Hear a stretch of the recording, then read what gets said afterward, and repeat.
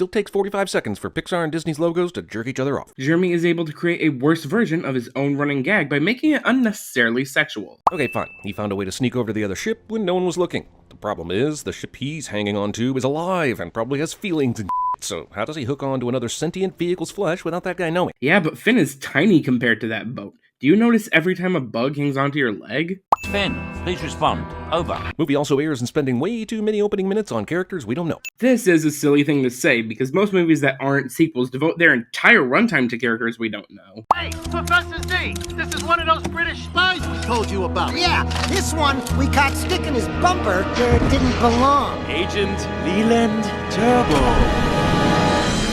This kids movie includes what is basically a corpse that has been crushed into a cube. If every car on this rig was following him up the ramp that just exploded, then how are there any cars up here at the top ready to chase after him? Because that wasn't every car on the rig, and you made that part up. About a minute ago, we just saw a car explode from the surface tension, so how does Finn survive an even higher jump? Most of the bad guys in this movie are lemons, which are cars with manufacturing defects, so it strikes me as entirely possible that a lemon might explode when it hits the water, but a car in good condition like Finn might stand a better chance of surviving.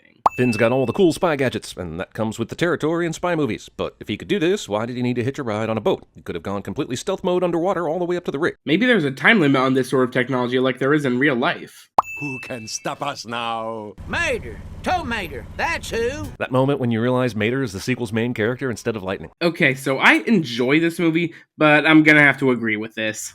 Look, I know Paul Newman died a couple years after Cars, but how did his character die? That motherfucker was in tip-top shape. If this asshole Otis can keep driving around and breaking down on the side of the road, surely Doc could do better than that. I feel like they could say he moved to some faraway island to get the same effect. You cannot possibly believe that having Doc move away would have the same effect as him dying. Tireless Mater and Lightning film a recruiting commercial for the Prometheus School of Running Away from Things. Yes, because there are so many other directions they could possibly be going while stuck on a train track. Also, I think you meant driving away from things.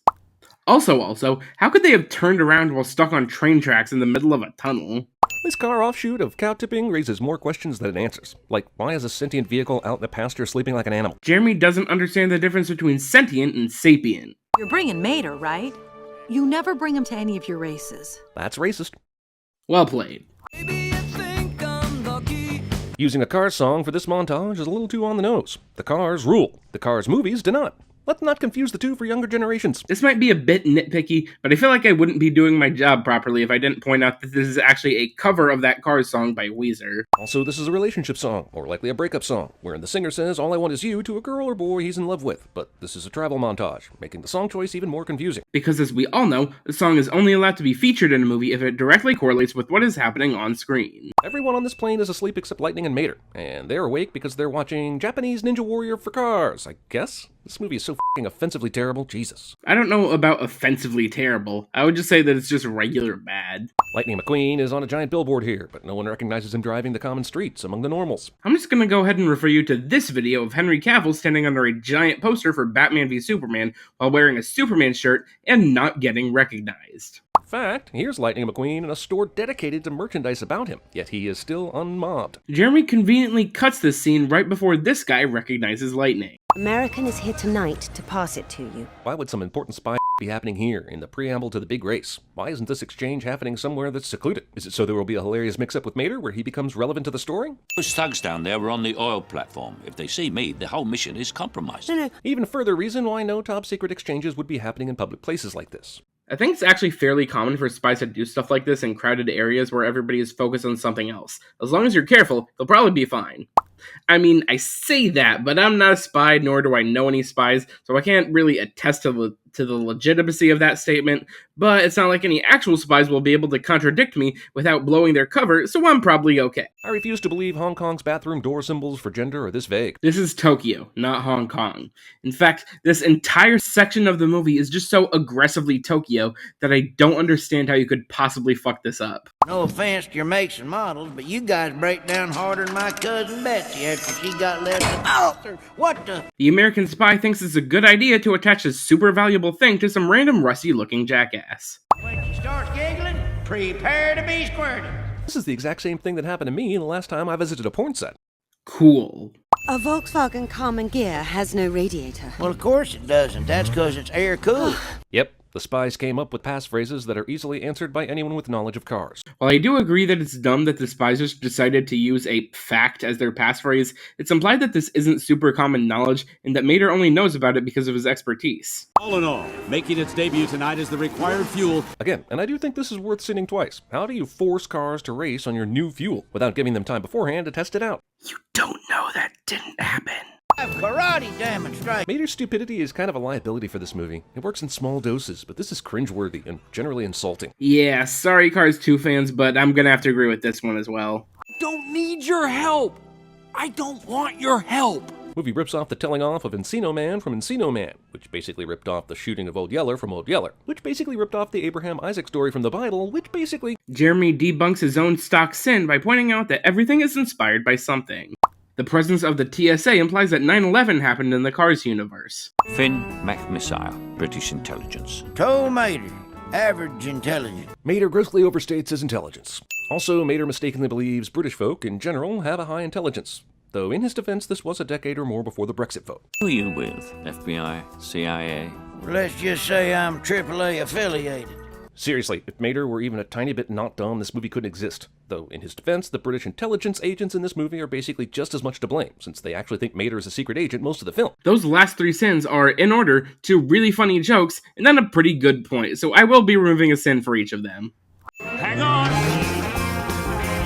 These pursuing cars grunt, instead of, jumping out the window and following these assholes. Like Cap and Winter Soldier on the rooftop. Oh, he jumped! Guess I'm f***ed then, oh well. Okay, so the sin for this movie is fine, but that dig at Winter Soldier was not. For anyone who doesn't know what Jeremy is talking about, let me play the clip.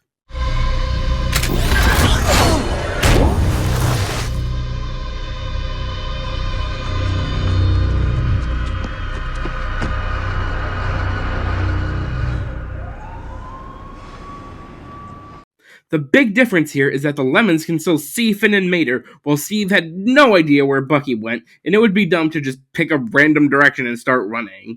Good neighbor, Mater is there. How much did State Farm pay for this? On the one hand, it's their jingle, and forever tied to them. On the other hand, he actually sang Mater instead of State Farm. So my point is, State Farm might actually have tried to stop this mention, as opposed to sponsoring it, since it doesn't exactly make them look good or bad. Or maybe this was just a reference, and the company State Farm have absolutely no pull in it in either direction.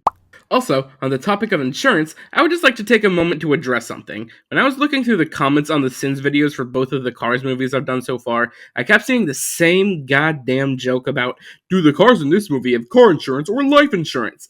And it's really, really dumb, because for a car, those are one and the same. If you had to give it a name, probably life insurance, because it's not like we have something called human insurance. A secret meeting in 2 days. Where's this meeting taking place? Porto Corsa, Italy. That's where the next race is. Gee, I wonder what car absolutely needs to be in the location of every race. And we've seen his dubious backstory, and is trying to sell all in all. Could it be Axelrod? For all the problems that this movie has, I don't necessarily think that the twist being predictable is very high up there. This is a kids movie after all, and I don't think twist villains in kids movies being predictable is that much of a problem, especially for one this kiddie. Well, except for all the weirdly dark elements that this movie has, but that's a whole other thing. Dents are valuable. Really? I come by each one of them with my best friend, Lightning McQueen. Holy this movie just became the most strictly bullshit imaginable. You don't buff out the dents caused by your time with Lightning McQueen. Are we sure this movie's plot was propelled by Mater's attraction to a female car? Because it sounds like Mater's more in love with McQueen. Jeremy has apparently never had a close friendship with another man before, which honestly explains a lot. The existence of a car Pope implies the existence of a car Jesus. Also, the presence of the Pope-mobile suggests that there also must have been an attempted assassination on car Pope John Paul II. I like how every now and then the film cuts back to Lightning, letting us believe he's still a main character, even though he clearly is not. Jeremy discovers the existence of supporting characters. It was meant to be alternative fuel's greatest moment. After today, everyone will race back to gasoline. Let's talk about the villain's plan, the villain definitely being Axelrod. So his whole plan is to make an alternative fuel that would replace gasoline, but create a flaw by which it fails publicly, so that everyone will go back to gasoline, of which he owns a lot.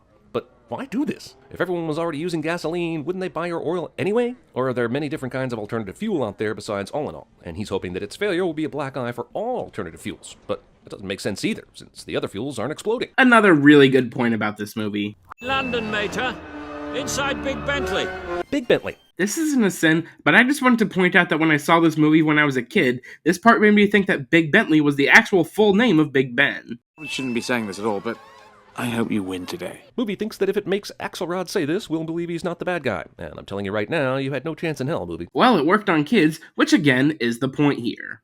EMP suddenly doesn't work because God hates all of us. And yes, I know what the movie tells us about McQueen's fuel later that totally explains this, I just don't care. What, so you know that the movie has an explanation for this, and yet you chose to ignore that explanation? I don't care that you don't care. This sin should not be in the video. The previously tested and working laser ray to f with cars running on all in all doesn't work as expected, so they call in Plan B, which is super sudden and also a f***ing bomb planted in McQueen's pit, which is a way better method of killing him than some kind of laser ray anyway. It would also attract way more suspicion, which is why they use it as a last resort instead. Did you know she had twin batarangs in her front tires? Cause I definitely did not know that. What you also don't know is what a batarang is, apparently. Tim! What? Again, please refer back to what I said earlier about the twist. If you enjoyed that video, then why not leave a like, or subscribe, or leave your credit card information in the comment section down below.